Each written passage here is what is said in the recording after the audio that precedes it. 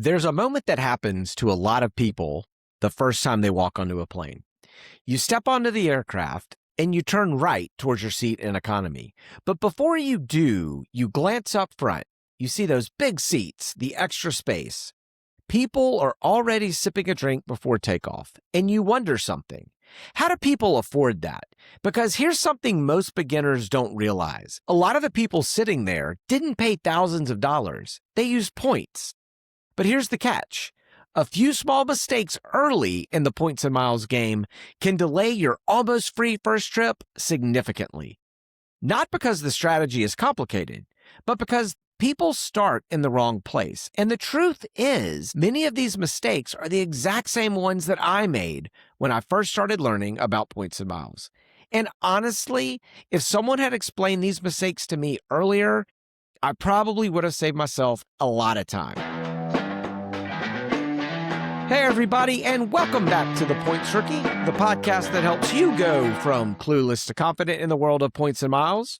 I'm your host, Lane, and if you're new to the points and miles game, today's episode might save you a lot of frustration and potentially thousands of points, because the points and miles game is incredible. Flights, hotels, upgrades, trips that might normally cost thousands of dollars can suddenly become possible.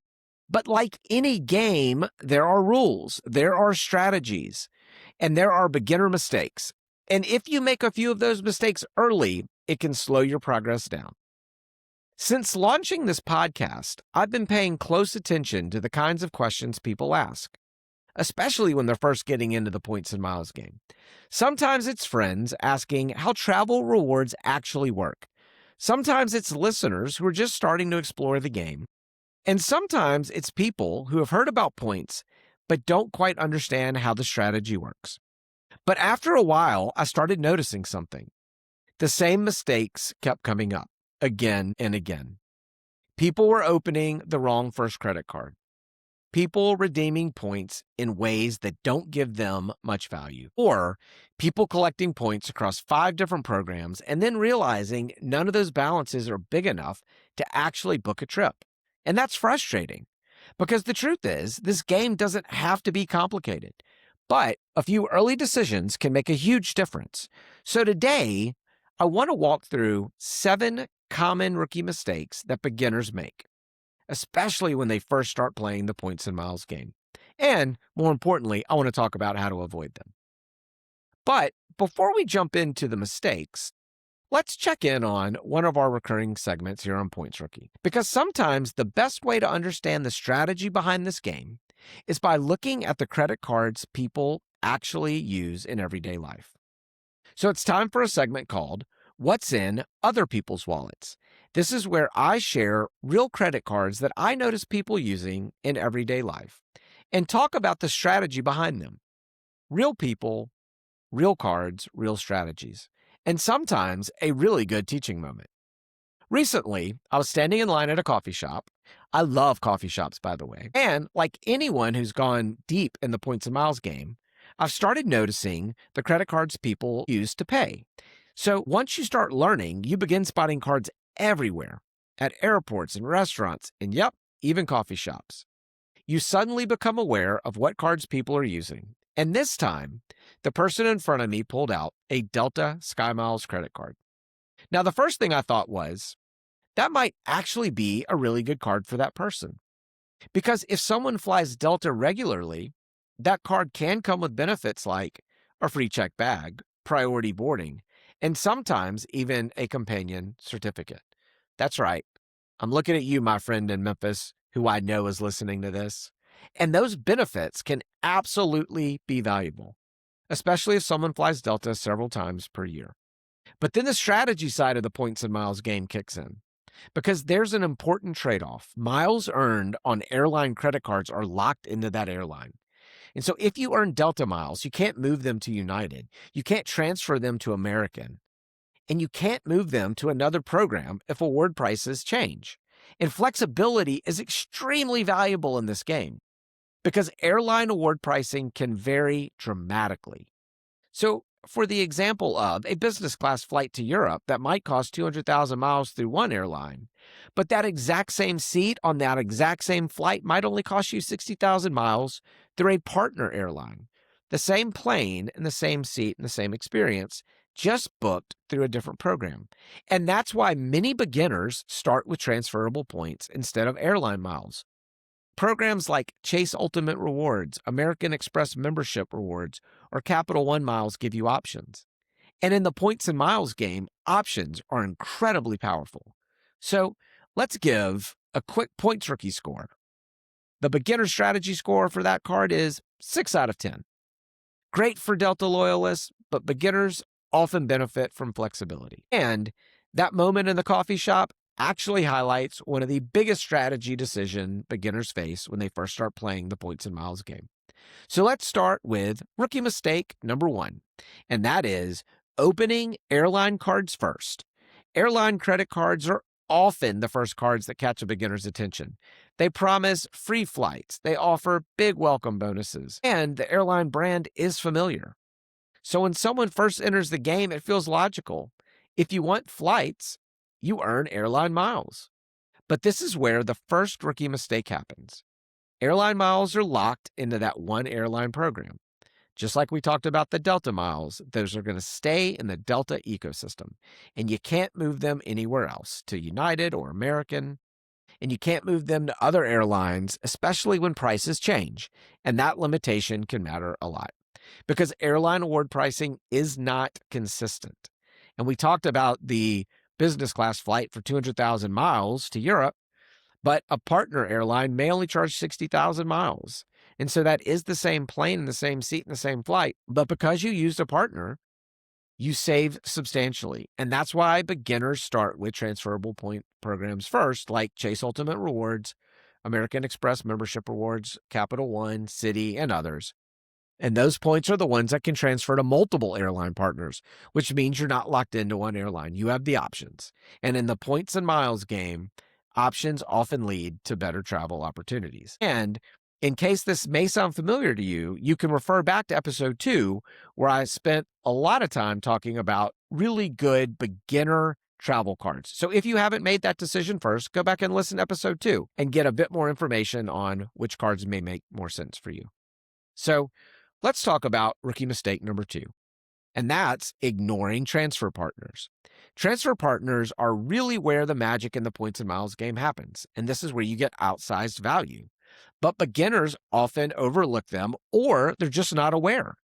So when people first learn about airline miles, they assume something simple. If they want to fly Delta, they have to have Delta miles, or if they want to fly United, they need United miles. But that's actually not how this system works. Airlines belong to alliances and partnerships, which means the same flights often can be booked through multiple airline programs, and those programs can charge very different prices. So let's start with my home airport. So imagine you want to fly from Atlanta to Paris, and you search the Delta website, and you find the flight. And the price says 180,000 miles. Many beginners assume that's just the price. But experienced players in the points and miles game check partner airlines. You might check Virgin Atlantic or maybe Flying Blue. And suddenly, that same flight might cost 60,000 miles. You know, the same plane, the same seat, but a completely different flight. And that realization is often the moment when the points and miles game finally clicks. Because the goal is not collecting points. The goal is learning how to play the game strategically. So now once beginners start learning how to earn points and start opening their first credit cards, another mistake often appears. And this one usually shows up when it's finally time to redeem those points. So let's talk about rookie mistake number 3, and that is using travel portals too quickly. Travel portals are extremely convenient. In fact, I'm going to do an entire episode on travel portals and when you should use them and when you should not. So Chase has a travel portal, so does Capital One, so does American Express, so does Citi, so do others. And they work a lot like an online travel agency. You search flights, you search hotels, you book directly. And the process is very simple. And it's that simplicity that's exactly why beginners often gravitate towards portals, because it feels familiar, it feels safe, it feels like booking travel the same way you normally would. But here's the thing: convenience doesn't always equal value. Let's imagine a simple example. You find a flight that costs $600, and inside a travel portal, that flight might cost you 60,000 points. That feels reasonable, and many beginners would stop right there. They book the flight and they move on. But experienced players in the points and miles game usually take one extra step. Before booking through a portal, they check transfer partners, because sometimes that exact same flight can be booked through a partner airline for maybe 25,000 miles. That's less than half of the points. You just booked it differently. And that's why many experienced travelers treat travel portals as one option, but not the only option. Sometimes the portal will actually be the best deal, but sometimes transfer partners unlock much greater value. So the key lesson here is simple. Before booking through a portal, check transfer partners first. That small step can sometimes save tens of thousands of points. Now, once people start learning how to redeem points, another rookie mistake often appears. And this one happens when beginners get excited about the game. So let's talk about rookie mistake number 4. And this is opening too many cards too fast. When people first discover the points and miles game, they often get excited, like really excited, like I'm looking at myself here. And suddenly they start seeing welcome bonuses everywhere.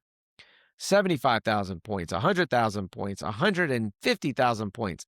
And it can feel like the fastest way to earn points is simply opening as many cards as possible as fast as you can. But this is where beginners sometimes run into trouble, because banks have rules, approval rules, application rules, and those rules can affect your strategy. For example, Chase has a rule called the 524. And if you open 5 or more credit cards within a 24-month period, you may be denied for many Chase cards. And Chase happens to offer some of the best beginner cards in the entire points and miles game. So imagine someone discovers the game, gets excited, and opens several cards quickly. Later, they try to apply for a Chase card and get denied. Not because their credit is bad, but because they opened too many cards too quickly. That's why pacing matters. Many experienced players in the points and miles game space their applications, usually 90 to 120 days apart. That pacing gives you time to meet minimum spending requirements, learn the rules, and build a long-term strategy.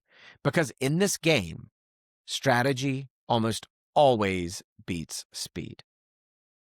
So now once beginners start opening cards and earning welcome bonuses, another challenge appears. And this one surprises people. So let's talk about rookie mistake number 5. And that's not planning for your minimum spend. Welcome bonuses are the engine of the points and miles game. A single welcome bonus may be 75,000, 100,000, or more points. But earning that bonus requires meeting a spending requirement, usually something like 4,000, 5,000, or more dollars within a few months. And for beginners, that number can feel intimidating. And sometimes people assume they need to spend extra money to reach it. But that's not the strategy. The goal is redirecting your everyday spending that you are already going to spend each month. And experienced players in the points and miles game often time their applications around larger predictable expenses like taxes, insurance payments, medical bills, or home repairs. And when those expenses line up with a welcome bonus, meeting the spending requirement becomes much easier. And once beginners understand how to plan minimum spend, the entire game starts to feel much more manageable. All right, let's pause for a moment, because so far we've covered 5 rookie mistakes. Opening airline cards first, ignoring transfer partners, using travel portals too quickly, opening too many cards too fast, and not planning to meet the minimum spend. And if you can avoid just these 5 mistakes, you're already ahead of many beginners who are first learning the points and miles game. But there are still 2 more rookie mistakes that show up all the time. So before we continue, let's take a quick sponsor break. All right, friends, quick mid-episode break, proudly brought to you by absolutely no one. That's right. This show is currently powered by caffeine, enthusiasm, and the hope that one day a sponsor will appear like a surprise American Express offer. Brands, if you're listening, this is your moment. Step into the light. I'm ready. And for everyone else, if you're enjoying the show, hit subscribe or share it with a friend. And if you want to fuel the caffeine part of this operation, you can buy me a coffee. Totally optional, always appreciated. Links in the show notes. All right, back to it. All right, welcome back. Before the break, we talked about 5 rookie mistakes that beginners often make when they first start playing the Points and Miles game. So now let's finish the list with 2 more mistakes that can slow people down. So let's jump into rookie mistake number 6, and that is scattering points everywhere. Another rookie mistake beginners make is collecting too many points, or I should say too few points, across too many programs. When someone first starts learning the Points and Miles game, they often open up a variety of cards. Maybe they open up a Chase card, maybe an American Express card, maybe an airline card, maybe a hotel card, and suddenly they have points in 4 or 5 different programs. So they may end up with 20,000 Chase points and 15,000 Amex points and 10,000 Delta points and 5,000 Hyatt points. And individually, those balances don't add up to much. None of them are quite large enough to book a meaningful trip. And that's where beginners often can feel stuck. They have points, but not enough points in one place. So that's why many experienced players in the Points and Miles game focus on building points within one ecosystem first. For example, somebody might focus on earning Chase Ultimate rewards for a while. That's what I did, and that's what my player 2 did. That was our first ecosystem that we focused on. And we have been able to build a strong balance. We've also been able to learn the transfer partners and how the whole program works. And once you begin to understand that system, then you can look to expand to other programs. Because when points are concentrated, they become much more powerful. You start to see travel opportunities, flights you can book, trips you can plan, experiences you can unlock. So early in the game, focus can be incredibly helpful. Build one strong balance first, and then learn the system, and then expand your strategy later. Now, the final rookie mistake is also the most important rule in the entire Points and Miles game. And if there's one lesson you remember from this episode, this should probably be it. And if you've listened to this podcast, you've heard me say this. So let's talk about rookie mistake number 7, and that is paying interest. This is the most important rule in the entire Points and Miles game. Points are never worth paying interest for. I will repeat. Points are never worth paying interest for. Many travel credit cards have interest rates in the high 20s. If someone carries a balance, interest charges can erase the value of the rewards that you've earned very quickly.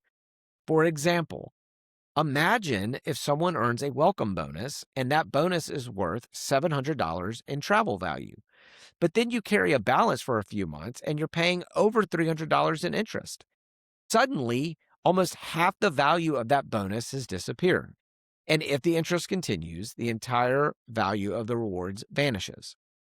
The real strategy in the Points and Miles game is not spending more money. It's being intentional with the spending that you are already planning.